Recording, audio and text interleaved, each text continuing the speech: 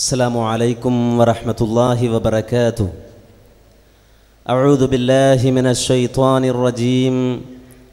بسم الله الرحمن الرحيم. الحمد لله رب العالمين. الصلاة والسلام على أشرف الأنبياء والمرسلين وعلى آله وصحبه أجمعين ومن اتبعهم بإحسان إلى يوم الدين. أما بعد. മുസ്ലിം കൈരളിക്ക് ദൈക്ഷണികമായ നേതൃത്വം നൽകിയ മുജാഹിദ് പ്രസ്ഥാനത്തിൻ്റെ നേതാക്കളെ, മഹത്തായ ഈ ആദർശ കൂട്ടായ്മയുടെ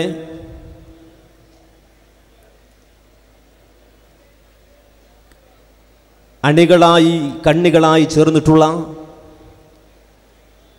ബഹുമാന്യരായ സഹോദരങ്ങളെ, സുഹൃത്തുക്കളെ,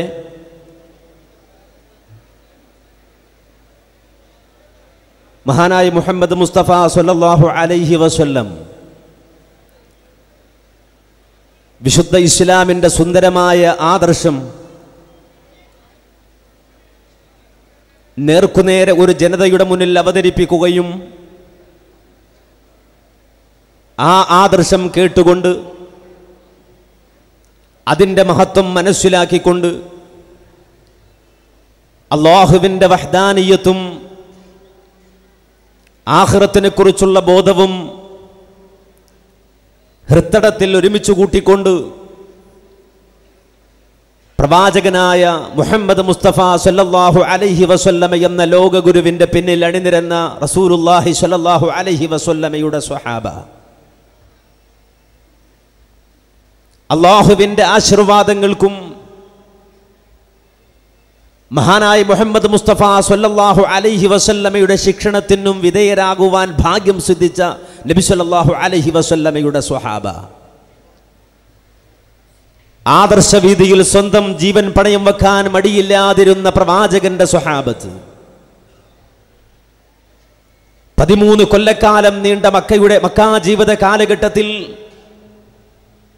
നിരന്തരമായി വിശ്വാസത്തെ വിഗ്രഹവൽക്കരിച്ച ഒരു ജനത, ആ ജനതയ്ക്കിടയിലേക്ക് ഇറങ്ങിച്ചെന്നുകൊണ്ട് ലാ ഇലാഹ ഇല്ലല്ലാഹ് എന്ന മഹത്തമായ തൗഹീദിന്റെ ആദർശം അവരുടെ ഹൃദയത്തിലേക്ക് ആഴ്ന്നിറങ്ങുന്ന രൂപത്തിൽ അവതരിപ്പിച്ചുകൊണ്ടേയിരിക്കുമ്പോൾ മക്കയിലെ സാഹചര്യം അവർക്ക് അനുകൂലമായിരുന്നില്ല.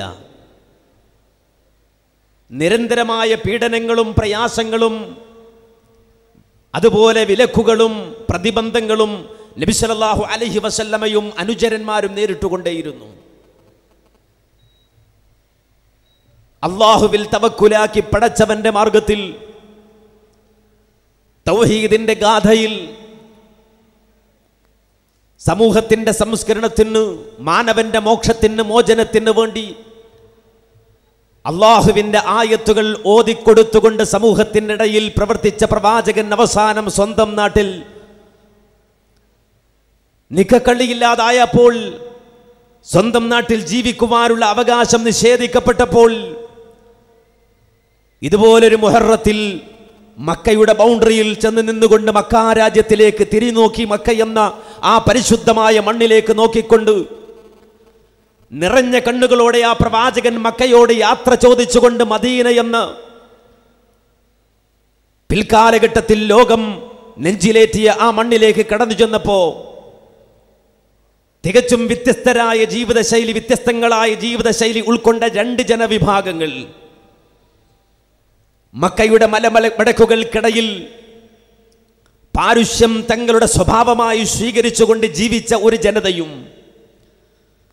മദീനയിലെ ഈത്തപ്പനത്തോട്ടങ്ങൾക്കിടയിൽ കർഷക വൃത്തി ചെയ്തുകൊണ്ട് ജീവിച്ച മറ്റൊരു ജനതയും, അങ്ങനെ ജീവിതത്തിന്റെ 2 തലങ്ങളിൽ നിന്നുകൊണ്ട് ജീവിതത്തെ നോക്കിക്കണ്ട ആ ജനവിഭാഗങ്ങൾക്കിടയിലേക്ക് പ്രവാചകൻ സല്ലല്ലാഹു അലൈഹി വസല്ലമ കടന്നു ചെന്നിട്ട് പറഞ്ഞ ഒരു വാചകമുണ്ട്, ചരിത്രത്തിൽ തുല്യതയില്ലാത്തൊരു വാചകം, തആഹൗ, നിങ്ങൾ സഹോദരങ്ങളാകൂ, നിങ്ങൾ സഹോദരങ്ങളാകൂ, നിങ്ങൾ സഹോദരങ്ങളാകൂ.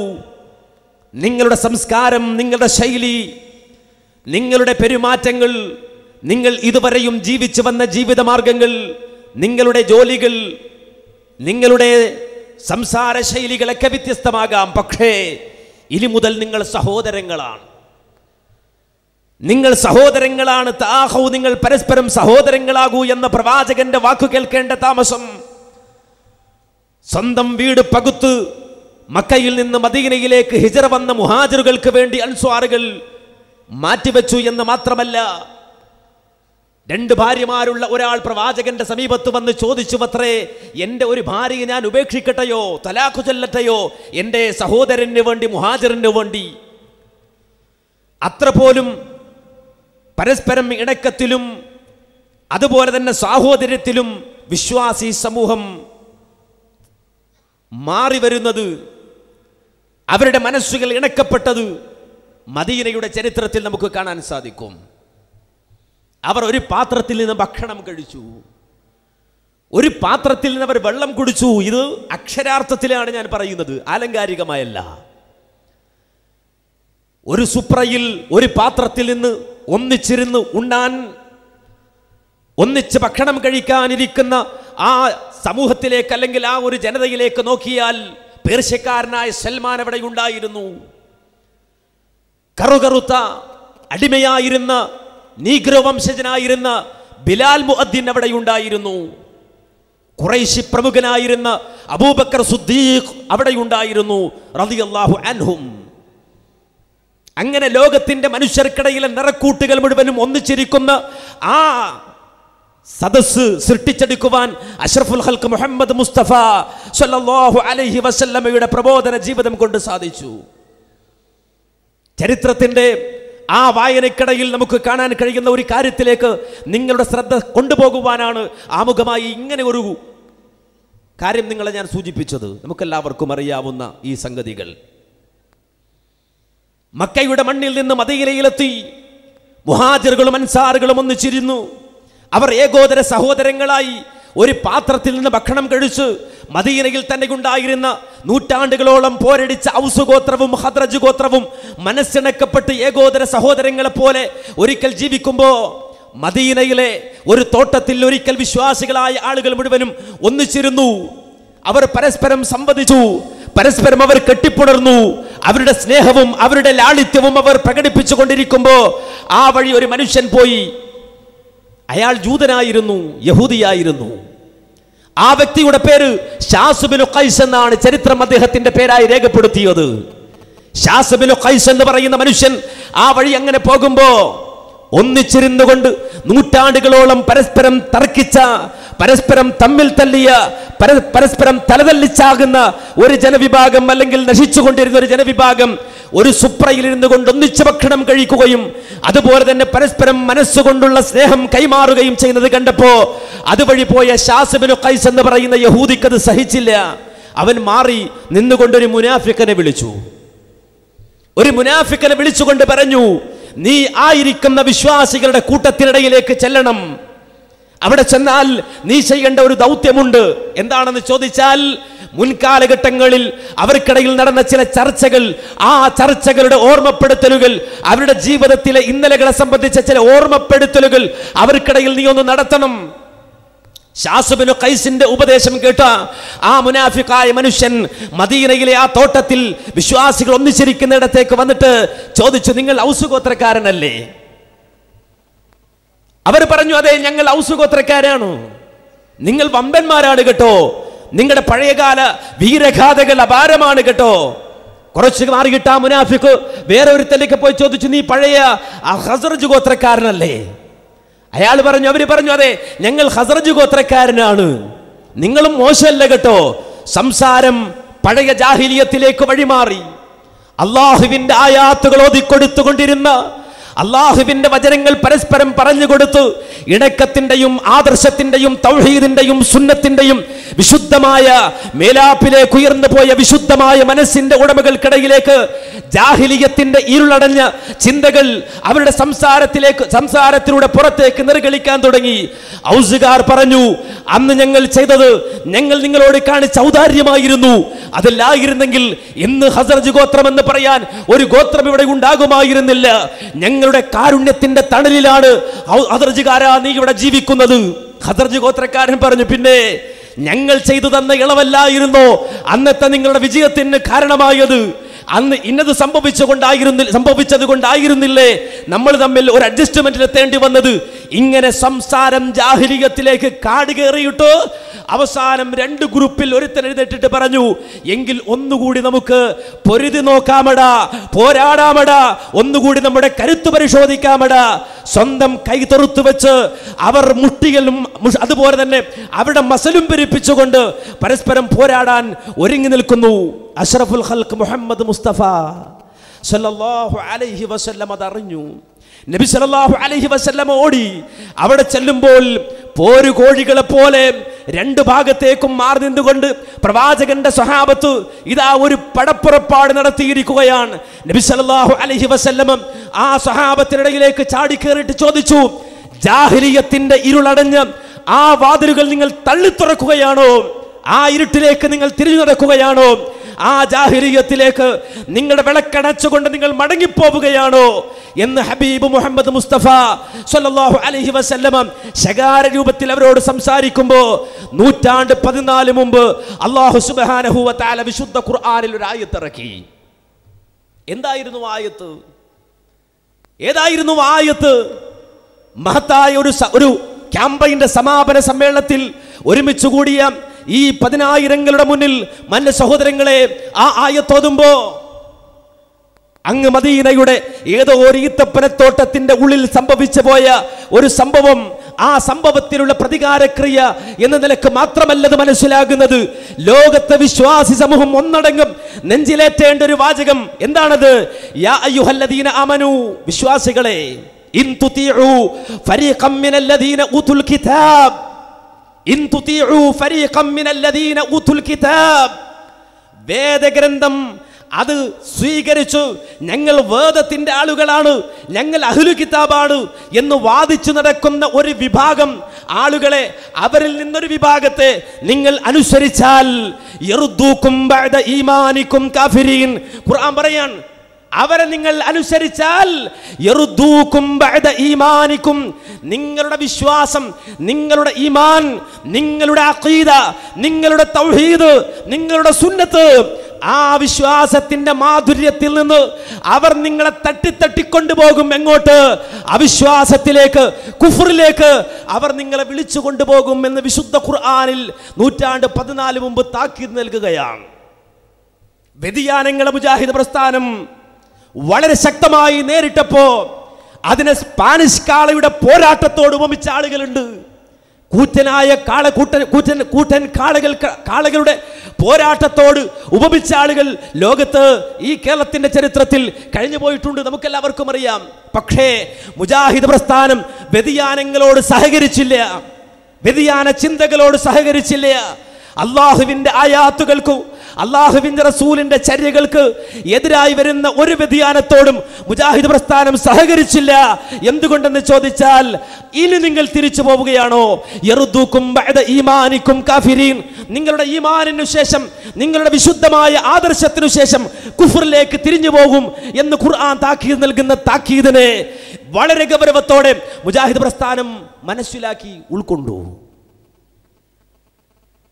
എന്നിട്ട് അല്ലാഹ് ചോദിക്കുകയാണ്, നിങ്ങൾക്ക് ഇനി എങ്ങനെ അവിശ്വാസികളാകാൻ കഴിയും? കൈഫ തക്ഫുറൂന ബില്ലാഹ്, എങ്ങനെ നിങ്ങൾക്ക് ഇനി അവിശ്വാസികളാകാൻ സാധിക്കും?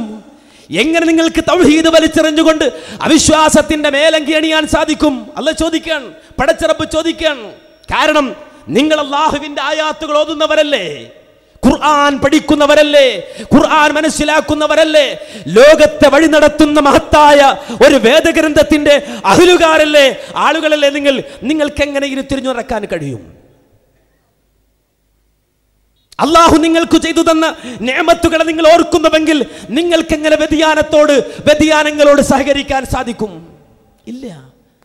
വദ്കുറു നിഅമത്തല്ലാഹ്, ഖുർആനിൽ അല്ലാഹു പറയാൻ, അള്ളാഹു നിങ്ങൾക്ക് ചെയ്ത നിഅമത്തുകളെ ഓർക്കടോ. റബ്ബ് നിനക്ക് ചെയ്തു തന്ന നിഅമത്തുകളെ. ഇത് കുന്തും അഅദാഅൻ ഫഅല്ലഫ ബൈന ഖുലൂബകും, നിങ്ങൾ പരസ്പരം പോരടിക്കുന്ന ശത്രുക്കളായി, പല വിഭിന്ന കക്ഷികളായി, ഗ്രൂപ്പുകളായി മാറി നിന്നവരായിരുന്നു നിങ്ങൾ. നിങ്ങളുടെ ഹൃദയങ്ങൾക്ക് അള്ളാഹു ഇണക്കം തന്നു. ഒരാദർശത്തിന്റെ പേരിൽ അള്ളാഹു നിങ്ങളുടെ ഖൽബുകളെ ഇണക്കി. മാത്രമല്ല, വകുന്തും അലാ ശഫാ ഹുഫ്റത്തിൻ മിനന്നാർ, നിങ്ങൾ നരകത്തിന്റെ വക്കിലായിരുന്നു കൂട്ടരെ. നരകത്തിന്റെ വക്കിലായിരുന്നു നിങ്ങൾ. ശിർക്ക് ചെയ്തു, പടച്ചവന് പുറമെ പടപ്പുകളെ ആരാധിച്ച്, അല്ലാത്തവരോട് പ്രാർത്ഥിച്ച്, ശിർക്ക് ചെയ്ത് ബിദ്അത്തിന്റെ അഹ്ലുകാരായി നിങ്ങൾ ജീവിച്ചിരുന്ന ഒരു കാലമുണ്ടായിരുന്നു. നിങ്ങൾ നരകത്തിന്റെ വക്കിലായിരുന്നു. ആ നരകത്തിന്റെ വക്കിൽ നിന്ന് തൗഹീദിന്റെ വിശുദ്ധമായ മേലങ്കി നിങ്ങൾ കണിഞ്ഞു തന്നിട്ട് ആ സ്വർഗത്തിന്റെ പാതയിലേക്ക് വലിച്ചു കൊണ്ടുവന്നവരാണ്. ഫഅൻഖദകും മിൻഹാ, ആ നരകത്തിന്റെ വക്കിൽ നിന്ന് അല്ലാഹു നിങ്ങളെ രക്ഷപ്പെടുത്തിയില്ലേ? ആ റബ്ബ് ചെയ്തു തന്ന നിഅമത്തിനെ നിങ്ങൾ ഓർക്കണമെന്ന് അല്ലാഹു സുബ്ഹാനഹു വ തആല വളരെ വ്യക്തമായി വിശുദ്ധ ഖുർആൻ സൂറത്ത് ആൽ ഇംറാന്റെ അവസാന ഭാഗങ്ങളിൽ സൂചിപ്പിക്കുകയാണ്. മന്ന സഹോദരങ്ങളെ, എന്നോട് റബ്ബ് ചോദിക്കുകയാണ്, അല്ലടാ നീ ആരായിരുന്നു? നിങ്ങളോട് അല്ലാഹു ചോദിക്കുകയാണ്, അല്ല മനുഷ്യരെ നിങ്ങൾ ആരായിരുന്നു? കുന്തും അലാ ശഫാ ഹുഫ്റത്തിൻ മിനന്നാർ, നരകത്തിന്റെ വക്കിലായിരുന്നവരല്ലേ നിങ്ങൾ? ശിർക്കിന്റെയും ഖുറാഫാത്തിന്റെയും അന്ധവിശ്വാസത്തിന്റെയും കൊള്ളരുതായ്മകളുടെയും തോന്നിവാസത്തിന്റെയും പിന്നാമ്പുറങ്ങളിൽ അഭയം പ്രാപിച്ചിട്ട് ആ സെക്കൻഡിലെങ്ങാനും നിങ്ങളുടെ ഹൃദയമിടിപ്പ് നിലച്ചു പോയിരുന്നെങ്കിൽ നേരെ നരകത്തിലേക്ക് മുഖം കുത്തി വീഴേണ്ടവരായിരുന്നില്ല നിങ്ങൾ. ഫഅൻഖദകും മിൻഹാ, ആ നരകത്തിന്റെ വക്കിൽ നിന്ന് അല്ലാഹുവല്ലേ തൗഹീദിന്റെ വെളിച്ചത്തിലേക്ക് നിങ്ങളെ കൊണ്ടുവന്നത്. ഇനി എങ്ങോട്ടാ നിങ്ങൾ തിരിച്ചു പോകുന്നത്? ഇനി എങ്ങോട്ടാ നിങ്ങൾക്ക് മടങ്ങിപ്പോകാനുള്ളത്?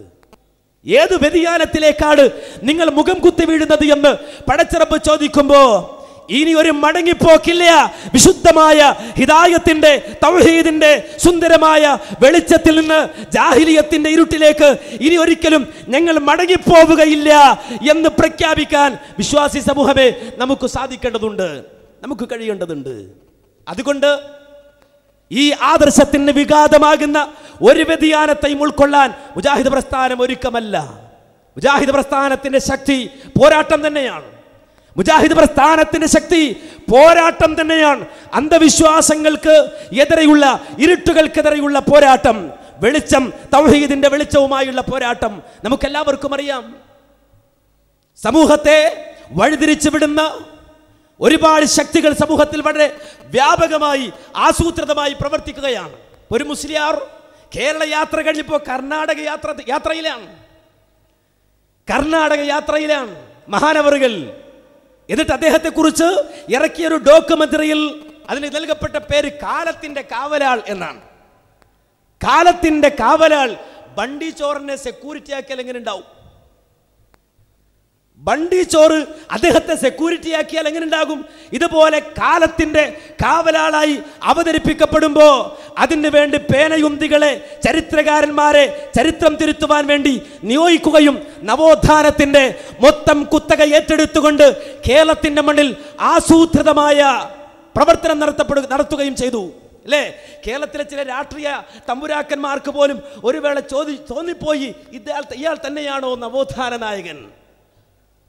ഇയാളാണോ നവോത്ഥാന നായകൻ? കേരളത്തിലെ അറിയപ്പെടുന്ന പത്രമാസികളിൽ നിരന്തരമായി ലേഖനങ്ങൾ എഴുതുന്ന ആളുകളെ വിലക്കെടുത്തുകൊണ്ട് ഒരു പുതിയ നവോത്ഥാന ചിന്തയുടെ ഒരു ആചാര്യനായി ഈ പറയുന്ന വ്യക്തി അവതരിപ്പിച്ചു കൊണ്ടുവന്നപ്പോ പടച്ചറബ് അല്ലാഹു സുബ്ഹാനഹു വ തആല ഒരു മുടിനാരിറക്കി. ആലോചിച്ച് നോക്കൂ, ഒരു മുടിനാരിറക്കി. കോടികൾ പൊടിച്ച് താനുണ്ടാക്കിയ സർവമാന പ്രതിച്ഛായയും അല്ലാഹു സുബ്ഹാനഹു വ തആല ആ മുടിനാരിൽ കെട്ടിത്തൂക്കിയിട്ട് കേരള ജനതയുടെ മുന്നിൽ പ്രദർശിപ്പിച്ചു. അല്ലടാ, നിന്റെ പുതിയ നവോത്ഥാന നായകനെ കണ്ടോ? ഈ മുടിയിൽ തൂങ്ങിക്കിടക്കുന്ന നവോത്ഥാന നായകനെ നീ കണ്ടോ എന്ന് പടച്ചിറപ്പ് ലോകത്തിന്റെ മുന്നിൽ. നിങ്ങൾ ആലോചിച്ച് നോക്കുക, അതിനുവേണ്ടി ബോംബെയിൽ നിന്നാണ് അല്ലാഹു ആളെ ഇറക്കിയത്. ബോംബെയിലെ ചോർ ബസാറിൽ നിന്ന് ജാലിയ വാലിയെ പടച്ചവൻ ഇറക്കിയിട്ട് ആ മുടിയിൽ കെട്ടുതൂക്കിയിട്ട് കാണിച്ചു കൊടുത്തു, ഇതാണ് നവോത്ഥാനം. അല്ലേ? മനസ്സിലാക്കേണ്ടതുണ്ട്, ഇത് ഇടപെടലാണ്, പടച്ചിറപ്പിന്റെ ഇടപെടലാണ്. മാത്രമല്ല മുജാഹിദ് പ്രസ്ഥാനത്തിന്റെ പോരാട്ടം അത് ശരിയായ പാതയിൽ തന്നെയാണെന്നതിന്റെ അടയാളപ്പെടുത്തലാണ്. മുജാഹിദ് പ്രസ്ഥാനത്തിന്റെ മറുഭാഗത്ത് നിന്നവർ, മുജാഹിദ് പ്രസ്ഥാനത്തിന്റെ എതിരാളികൾ, അവർ ശരിയല്ല, അവർ തെറ്റാണ് എന്നതിന്റെ ഉദാഹരണമായി നിലനിൽക്കുകയാണ്. ഇനി നിങ്ങൾ ആലോചിച്ച് നോക്കൂ, പിന്നെയും ഈ നവോത്ഥാന പാതയിൽ കടന്നു വന്ന ശാസുമാർ എത്രയാണ്? ഐക്യത്തോടെ, ഒരേ ഒരു മനസ്സോടെ തൗഹീദിന്റെ പാതയിൽ അടരാടിയ മനസ്സുകളെ ഭിന്നിപ്പിക്കുവാൻ കടന്നു വന്ന ശാസുമാർ എത്രയാണ്?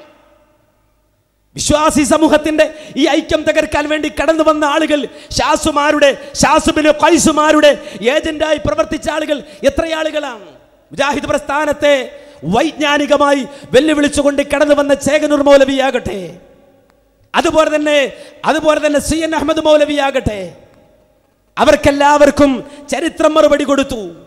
മുജാഹിദ് പ്രസ്ഥാനത്തിന്റെ അധ്വാനം, അള്ളാഹുവിന്റെ ആയാത്തുകൾ വെച്ചുകൊണ്ടുള്ള അധ്വാനം, പ്രബോധനം, ശക്തമായ ഇടപെടൽ, ആ ഇടപെടൽ കൊണ്ട് ഈ തിന്മയുടെ മുഴുവൻ വാഗ്ദാക്കളും മുഖം കുത്തി വീണു. അല്ലേ? അവസാനം വളരെ കുറച്ചു കാലം ഈ ഭൂമി ലോകത്ത് ജീവിച്ച നമ്മുടെ മുന്നിൽ കടന്നു വന്ന പ്രതിസന്ധികൾ എത്രയാണ്? നമുക്കെല്ലാവർക്കും അറിയാം. വളരെ ശക്തമായ ഇടപെടലുകൾ, മുജാഹിദ് പ്രസ്ഥാനത്തിന്റെ വളരെ ശക്തമായ മുന്നേറ്റത്തിനിടയിൽ അതിന്റെ മുന്നോട്ടുള്ള ഗമനത്തെ പിടിച്ചുകെട്ടാൻ വേണ്ടിയിട്ട് വളരെയധികം ആസൂത്രിതമായി ഇറങ്ങി വന്ന ആളുകൾ, ഇഖ്വാനിസത്തിന്റെ സുറൂരിസത്തിന്റെ ചിന്താഗതികളെ ഈ സമൂഹത്തിന്റെ മധ്യത്തിൽ അവതരിപ്പിച്ചുകൊണ്ട് കടന്നു വന്നവർ. 10 കൊല്ലം പിന്നോട്ടൊന്ന് സഞ്ചരിച്ചു നോക്കൂ നിങ്ങൾ. അന്നിറങ്ങിയ ചില പ്രസിദ്ധീകരണങ്ങൾ ഉണ്ടായിരുന്നു. ചില പ്രസിദ്ധീകരണങ്ങൾ മഹാനായ AP അബ്ദുൽ ഖാദർ മൗലവി മദ്യക്കുപ്പി പെറുക്കാൻ പോയി എന്നിവരെ എഴുതി വെച്ച ആളുകൾ. മാത്രമല്ല മഹാനായ ഉമർ മൗലവി അദ്ദേഹത്തിന്റെ കേരളത്തിന്റെ നവോത്ഥാന രംഗത്ത് ചരിത്രം സൃഷ്ടിച്ചുകൊണ്ട് വിമർശകർ പോലും അഭിനന്ദിച്ച സെൽസബീൽ എന്ന മാസികയെ സിൽസിൽ ബൗൽ എന്ന് പറഞ്ഞാൽ മൂത്രവാർച്ച എന്നാണ് അതിന്റെ അർത്ഥം. സെൽസബീലിന്റെ ആ ഫോണ്ട് ഉപയോഗിച്ചുകൊണ്ട് സിൽസിൽ ബൗൽ പോലും ഇറക്കിയിട്ട് മഹാപണ്ഡിതന്മാരെ കേരളത്തിന്റെ മണ്ണിൽ വലിച്ചു കീറാൻ വേണ്ടി ശ്രമിക്കുകയും ഈ ആദർശ കൂട്ടായ്മയെ വെല്ലുവിളിക്കുകയും ചെയ്തുകൊണ്ട് കടന്നു വന്ന ആളുകൾ, മന്ന സഹോദരങ്ങളെ, ചരിത്രത്തിൽ ഇടം കിട്ടിയോ അവർക്ക്? ഈ സമൂഹത്തിനിടയിൽ ഇടം കിട്ടിയോ അവർക്ക്? മഹാപ്രസ്ഥാനത്തെ ഈ ആദർശ കൂട്ടായ്മയെ തകർക്കുവാൻ വേണ്ടി വെല്ലുവിളി ഉയർത്തിക്കൊണ്ട് കടന്നു വന്ന 80% ഞങ്ങളുടെ കൂട്ടത്തിലുണ്ടെന്ന് വാദിച്ചുകൊണ്ട് കടന്നു വന്ന ആളുകൾക്ക് ചരിത്രം ഇടം കൊടുത്തോ? കൊടുത്തിട്ടില്ല. സമൂഹം ഇടം കൊടുത്തോ? കൊടുത്തിട്ടില്ല. ആദർശ കൂട്ടായ്മ ഇടം കൊടുത്തോ? കൊടുത്തിട്ടില്ല. നേരെ മറിച്ച് കാലത്തിന്റെ ചവറ്റുകൊട്ടയിൽ ഒരൽപ്പം ജീവവായുവിന് വേണ്ടി ആശിച്ചുകൊണ്ട് ആകാശത്തേക്ക് നോക്കിയിട്ട് പ്രതീക്ഷയർപ്പിച്ച് കഴിയുന്ന ഒരു ജനവിഭാഗമായി അവർ മാറി. അക്കൂട്ടത്തിൽ നല്ല മനുഷ്യരുണ്ട്, അവർ മടങ്ങി വന്നുകൊണ്ടിരിക്കുന്നു മുജാഹിദ് പ്രസ്ഥാനത്തിലേക്ക്, ആദർശ കൂട്ടായ്മയിലേക്ക്.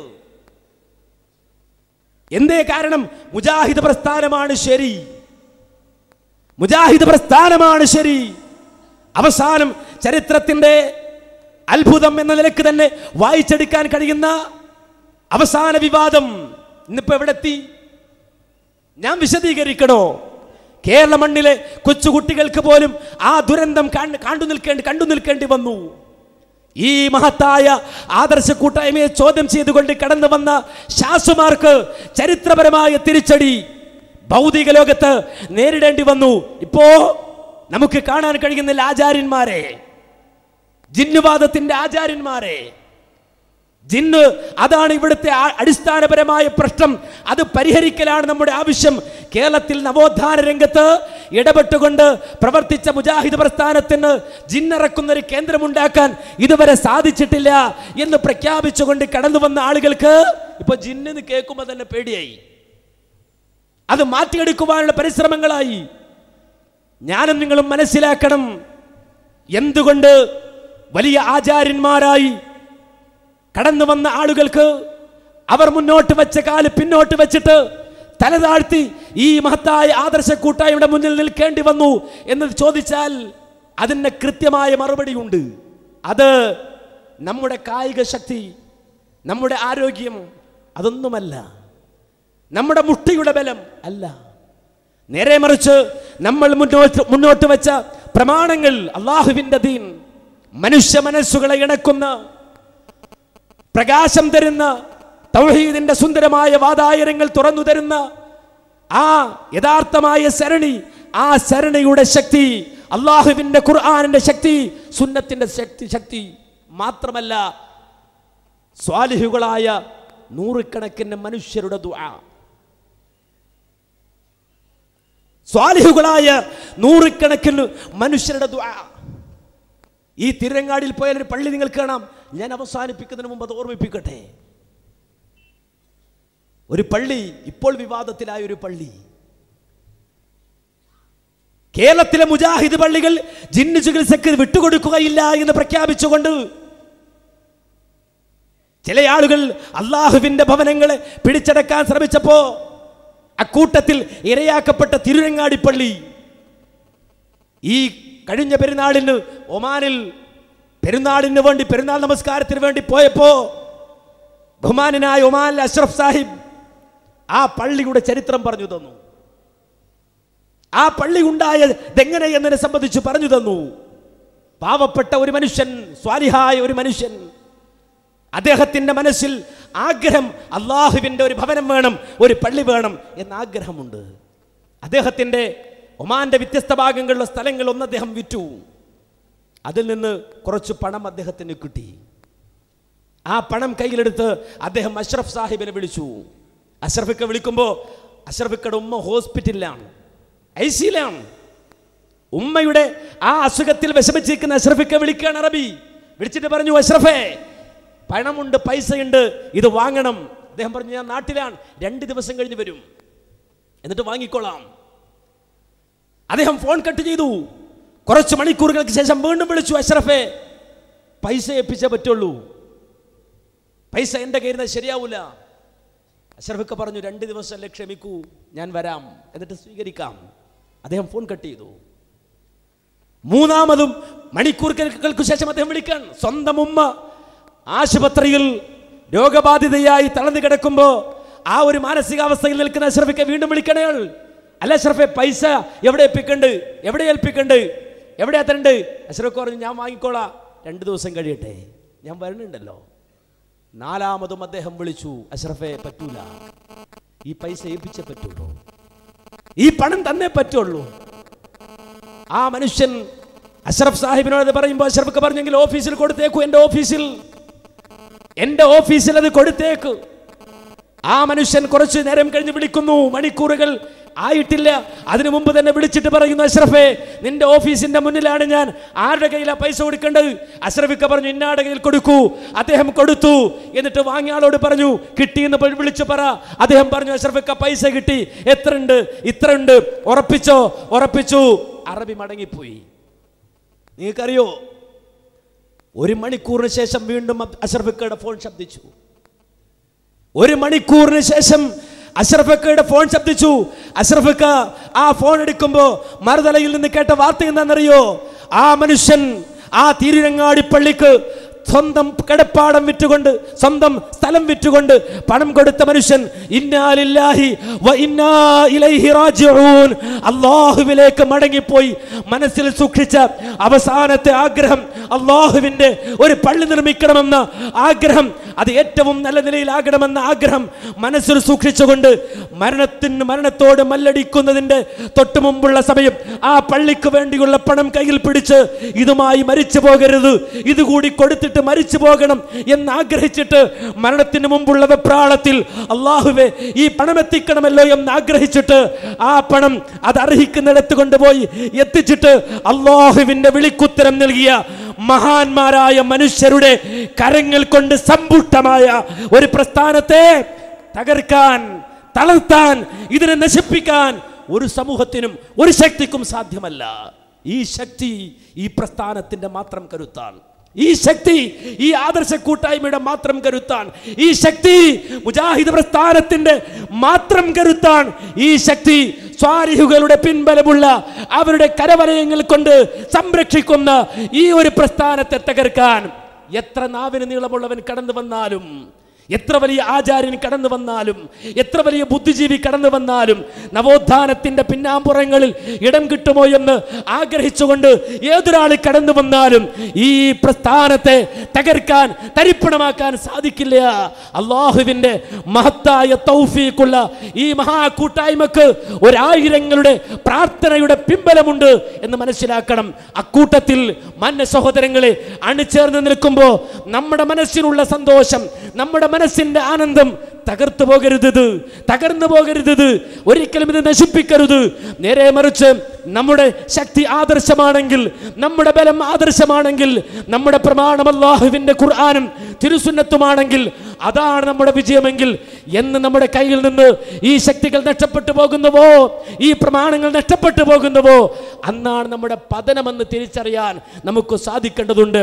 അതുകൊണ്ട് ഈ ദൂതുമായി, ഈ സമാധാനത്തിന്റെ ദൂതുമായി, ഈ ഖുർആനിന്റെ സുന്നത്തിന്റെ സന്ദേശവുമായി വ്യതിയാനങ്ങളിൽ നിന്ന് വിട പറഞ്ഞുകൊണ്ട്, സർവ്വവിധ ഇരുട്ടുകളിൽ നിന്നും രക്ഷപ്പെട്ടുകൊണ്ട് പ്രകാശമാനമായ ഈ സന്ദേശത്തിന്റെ പ്രചാരകരായി നമ്മൾ ഒന്നിച്ചണിചേർന്ന്, നേരത്തെ സൂചിപ്പിക്കപ്പെട്ടതുപോലെ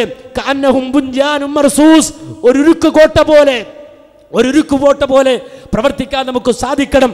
അല്ലാഹു സുബ്ഹാനഹു വ തആല അതിന് തൗഫീഖ് തരട്ടെ. റബ്ബ് ഇത് സ്വീകരിക്കട്ടെ. നാളെ പരലോകത്ത് അവന്റെ സ്വർഗത്തിൽ ഒന്നിച്ചിരിക്കാൻ, ഒന്നിച്ച് സംസാരിക്കാൻ, ഒന്നിച്ചിടപഴകാൻ റബ്ബ് നമുക്കും നമ്മുടെ മാതാപിതാക്കൾക്കും ബന്ധുജനങ്ങൾക്കും സ്നേഹിതന്മാർക്കും നമ്മുടെ മുൻഗാമികൾക്കും തൗഫീഖ് നൽകുമാറാകട്ടെ. റബ്ബനാ തഖബ്ബൽ മിന്നാ ഇന്നക അന്ത സമീഉൽ അലീം വതുബ് അലൈനാ ഇന്നക അന്ത തവ്വാബുർ റഹീം വൽഹംദുലില്ലാഹി റബ്ബിൽ ആലമീൻ. അസ്സലാമു അലൈക്കും വറഹ്മത്തുള്ളാഹി വബറകാതുഹു.